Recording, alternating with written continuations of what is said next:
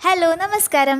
ബേക്കറിയിൽ നിന്ന് വാങ്ങുന്ന ബണ്ണിനേക്കാൾ ടേസ്റ്റി ആയിട്ടുള്ള ഒരു മിൽക്ക് ബണ്ണ് നമുക്കിന്ന് വീട്ടിൽ തയ്യാറാക്കിയാലോ? ഓവനൊന്നുമില്ലാതെ നമ്മുടെ വീട്ടിലുള്ള ഒരു സാധാ പാനിൽ ഈസി ആയിട്ട് ഉണ്ടാക്കിയെടുക്കാൻ പറ്റുന്ന ഒരു സോഫ്റ്റ് ബണ്ണാണിത്. ഇത് എത്രത്തോളം സോഫ്റ്റ് ആണെന്നുള്ളത് ഞാനിപ്പോൾ കാണിച്ചു തരാം.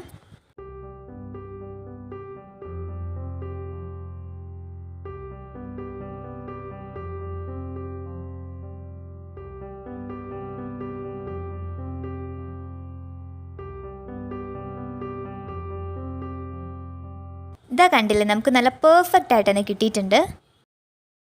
ഇനി ഇതിൻ്റെ റെസിപ്പിയിലേക്ക് പോവാം. ഒരു ബൗൾ എടുത്ത് വെച്ചിട്ടുണ്ട്. ഇനി ഇതിലേക്ക് 1/4 ഗ്ലാസ് ചെറിയ ചൂടുള്ള പാലൊഴിച്ചു കൊടുക്കാം. വീട്ടിൽ ഉപയോഗിക്കുന്ന സാധാ ഗ്ലാസ്സാണ് ഞാനിവിടെ അളവിനായിട്ട് എടുത്തിട്ടുള്ളത്. ഇനി ഇതിലേക്ക് 2 ടീസ്പൂൺ പഞ്ചസാര ചേർക്കാം.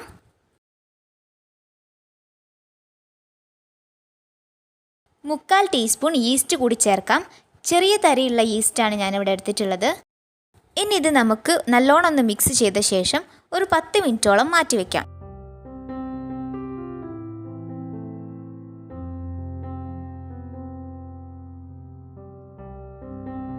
ഇപ്പോൾ 10 മിനിറ്റ് ആയിട്ടുണ്ട്.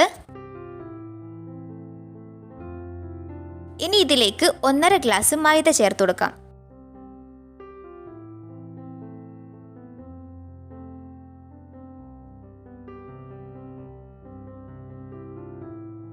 ഒരു പിഞ്ച് ഉപ്പ് കൂടി ചേർത്തിട്ട് നമുക്ക് സ്പൂണ് വെച്ചിട്ട് തന്നെ നല്ലോണം ഒന്ന് മിക്സ് ചെയ്ത് കൊടുക്കാം. മധുരം കൂടുതൽ വേണ്ടവർക്ക് കുറച്ചുകൂടി വേണമെങ്കിൽ ചേർത്ത് കൊടുക്കാം കേട്ടോ. ഞാനിപ്പോൾ ഇവിടെ 2 സ്പൂൺ മാത്രമേ ചേർത്തിട്ടുണ്ടായിരുന്നുള്ളൂ.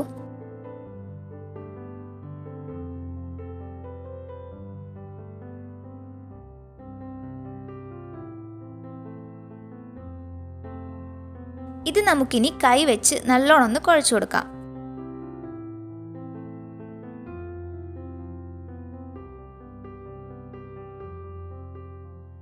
ചപ്പാത്തിയുടെ മാവിനേക്കാൾ കുറച്ചുകൂടി ലൂസായിട്ടുള്ളൊരു പരുവത്തിലാണ് നമുക്ക് വേണ്ടത്.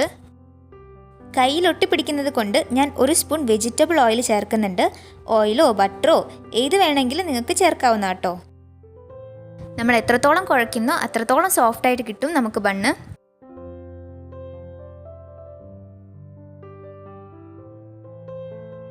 ഇനി ഇതൊന്ന് കൗണ്ടർ ടോപ്പിലിട്ട് ഒന്നുകൂടി കുഴച്ചു കൊടുക്കുകയാണ്.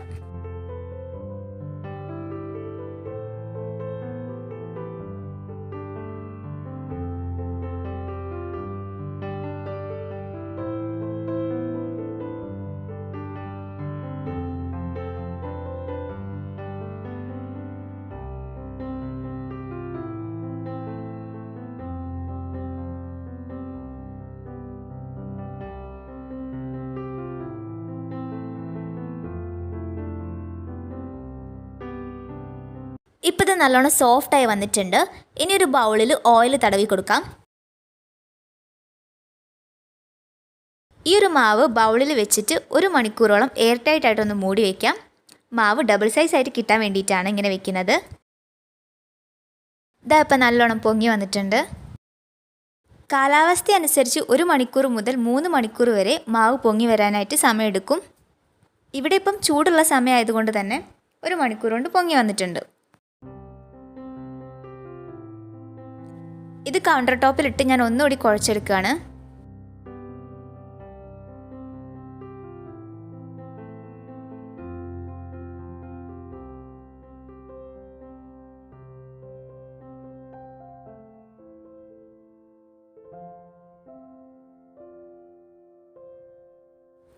ഇനി ചപ്പാത്തിക്ക് കട്ട് ചെയ്യുന്നത് പോലെ ചെറിയ കഷ്ണങ്ങളാക്കിയിട്ട് ഒന്ന് കട്ട് ചെയ്തെടുക്കാം.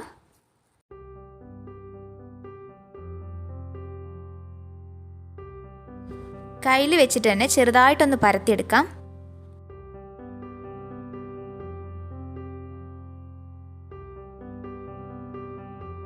ഉള്ളിലേക്ക് മടക്കി മടക്കി നമുക്കൊരു ബണ്ണിൻ്റെ ഷേപ്പാക്കി എടുക്കാം.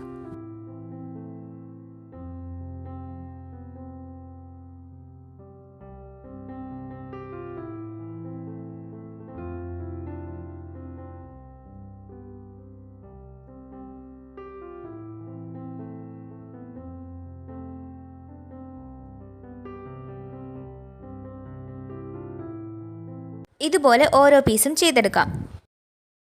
ഇത് കുക്ക് ചെയ്യാനായിട്ട് ഞാനൊരു പ്ലേറ്റാണ് എടുക്കുന്നത്. ഇതിൻ്റെ ഉൾവശം മുഴുവൻ ബ്രഷ് വെച്ചിട്ട് ഓയിൽ സ്പ്രെഡ് ചെയ്ത് കൊടുക്കാം. ബട്ടർ ഉണ്ടെങ്കിൽ ബട്ടർ തേച്ച് കൊടുക്കാം കേട്ടോ, അതാകുമ്പോൾ കുറച്ചുകൂടി ടേസ്റ്റ് കൂടും. ഇനി നമുക്കിത് ഓരോന്നായിട്ട് പ്ലേറ്റിലേക്ക് വെച്ച് കൊടുക്കാം.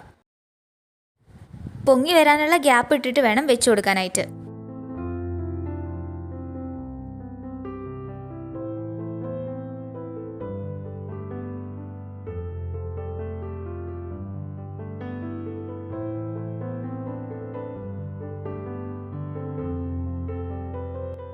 അല്പം ഓയിൽ ഇതിൻ്റെ മുകളിലൊക്കെ സ്പ്രെഡ് ചെയ്ത് കൊടുക്കുന്നുണ്ട്. ഇത് കുക്കായി വന്നിട്ട് നമുക്ക് പെട്ടെന്ന് വിട്ട് കിട്ടാൻ വേണ്ടിയിട്ടാണ്.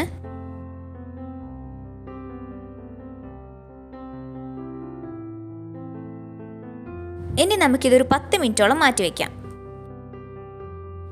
ഇപ്പം നമ്മുടെ മാവ് ഒന്നുകൂടെ പൊങ്ങി വന്നിട്ടുണ്ട്.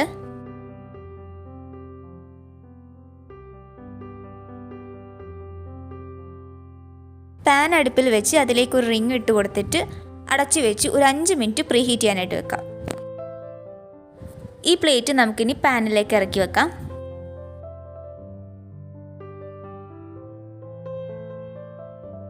ഇനി ഇത് നമുക്കൊരു 20 മിനിറ്റോളം ലോ ഫ്ലെയിമിൽ ഇട്ടിട്ട് കുക്കാവാനായിട്ട് വെക്കാം.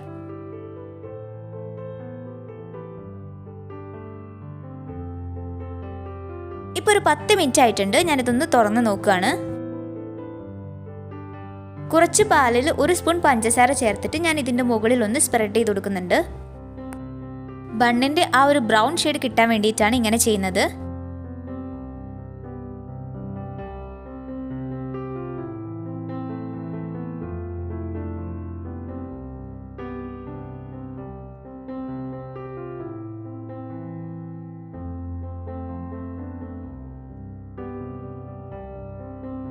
ഇനി ഒരു 10 മിനിറ്റ് നേരം കൂടി നമുക്ക് വെയിറ്റ് ചെയ്യാം.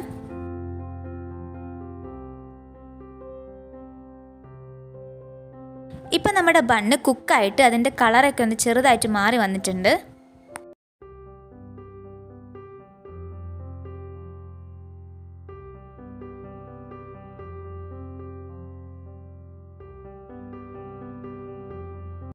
അപ്പോൾ ദാ നമ്മുടെ മിൽക്ക് ബൺ ഇവിടെ റെഡി ആയിട്ടുണ്ട്.